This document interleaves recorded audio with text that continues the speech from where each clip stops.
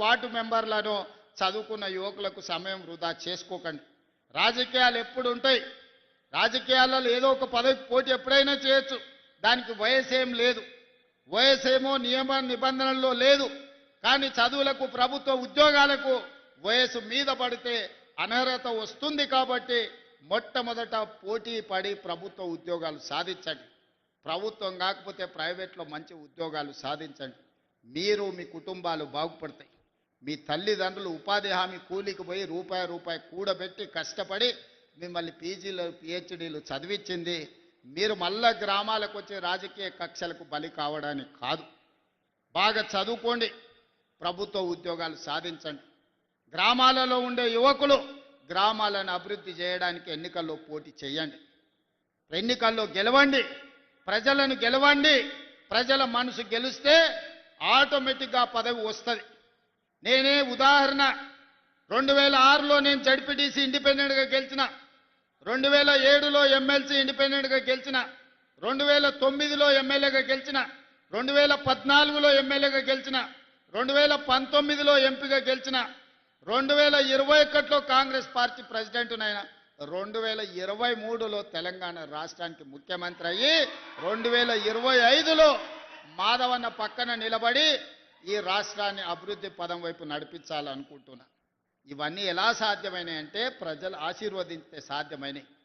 దళితులు, గిరిజనులు, ఆదివాసీలు, పేదవాళ్ళు, మైనారిటీలు అండగా నిలబడితేనే ఇవన్నీ కూడా ప్రజల ఆశీర్వాదంతో వస్తాయి, కొనుక్కుంటే రావు. అందుకే ఎన్నికల పైసలు ఖర్చు పెట్టకండి. ప్రజల మనసు గెలవండి, గ్రామంలో ఉండే సమస్యల్ని పరిష్కరించండి, గ్రామ సమస్యల మీద అవగాహన పెంచుకోండి.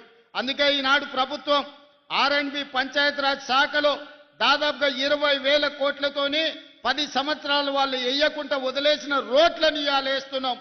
ప్రతి తండా నుంచి, ప్రతి గూడెం నుంచి మండల కేంద్రానికి ఒక బీటీ రోడ్డు, అదేవిధంగా మండల కేంద్రాన్ని నుంచి జిల్లా కేంద్రానికి డబల్ రోడ్డు, అదేవిధంగా జిల్లా కేంద్రం నుంచి రాష్ట్ర రాజధానికి 4 లేన్ రోడ్డు.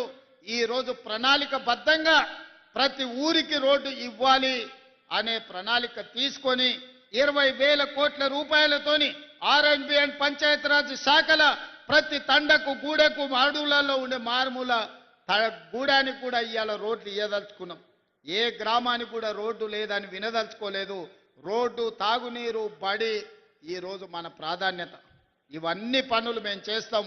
ఇవన్నీ అమలు జరగాలంటే గ్రామాలలో సర్పంచులు మంచోళ్ళు ఉండాలి. నోరు మంచిదైతే ఊరు మంచిది అన్నారు. తీట నోరు పెట్టుకొని మాట్లాడిర్రు అనుకో ఏ పని జరగదు. నిన్న మన ఒకటి జూబ్లీహిల్స్లో రిజిండు తీట నోరు వేసుకొని, జూబ్లీహిల్స్ ఉప ఎన్నికల రెఫరెండం రేవంత్ రెడ్డి సంగతి తేలుస్తామని. మొత్తం జూబ్లీహిల్స్లో అంతా చెత్త అంతా రేవంత్ రెడ్డి తెచ్చిపోసిండు అని చెప్పిండు. ఇల్లు తిరిగిండు, అందరు కడుపులో తలకాయ పెట్టిండు, కాళ్ళకు దండం పెట్టారు. ఇక ఆయన మూతబరి మాటలు చూసిరు.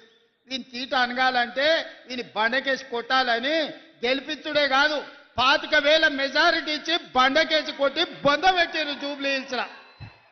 మరి రెఫరెండం అన్నాడు సిగ్గు లేకుంటే ఒక నెలనని ఇంట్లో వండుకోవాలి కదా. మళ్ళీ లేచి మళ్ళీ రోడ్ల మీద తిరుగుతూనే ఉన్నాడు, మళ్ళీ అబద్ధాలు చెప్తూనే ఉన్నాడు. మళ్ళీ ఈసారి సర్పంచ్ ఎన్నికలలో ఎట్లా కొడతారో అయ్యా మీ ఇష్టమే.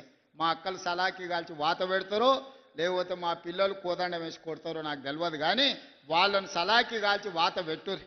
2023 అసెంబ్లీలో అధికారం పోయింది, 2024 పార్లమెంటులో గుండుసున్ను వచ్చింది.